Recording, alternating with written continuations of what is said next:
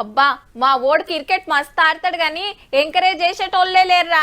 ఏ గదో ఆటనారా మన ఊర్లో పిల్లగాడు లేడా, బ్యాట్ పట్టిండంటే దంచుతాడురా.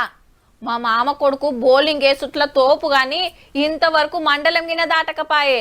జర్రంత ఛాన్స్ వస్తేనా ఆ తాకత్ ఏందో చూపించు అని అంటుంటారు. గసంటోళ్ళ కోసమే గీ పోటీలు.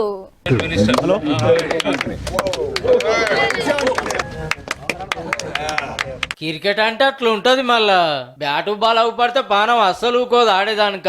కాకా క్రికెట్ లీగ్ నడుస్తుంది కదా తెలంగాణ అంతటా.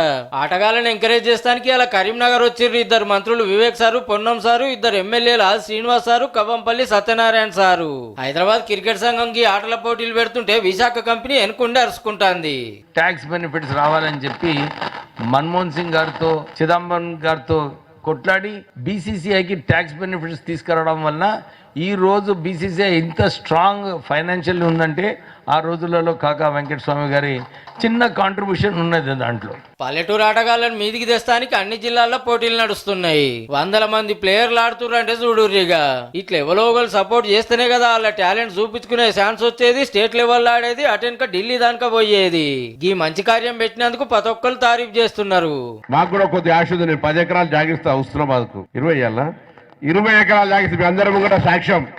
హుస్నాబాద్ 20 ఎకరాలు జాగా ఇచ్చేది నాదు. నేను ₹1 ఇయ్య వల్ల మొత్తం అద్భుతమైన స్టేడియం కట్టే బాధ్యత మీద సార్. జగా ఇవ్వండి. హైదరాబాద్ క్రికెట్ అసోసియేషన్ తరఫు నుంచి, కరీంనగర్ క్రికెట్ అసోసియేషన్ తరఫు నుంచి డెఫినెట్లీ మీకు మంచి స్టేడియం కట్టిస్తాం. అంతటా ఆడుకుంటూ వచ్చినాక జనవరి 17 తారీఖు నాడు ఉప్పల్ స్టేడియంలో ఫైనల్ మ్యాచ్ ఉంటది. Hrithwik comes into the attack again.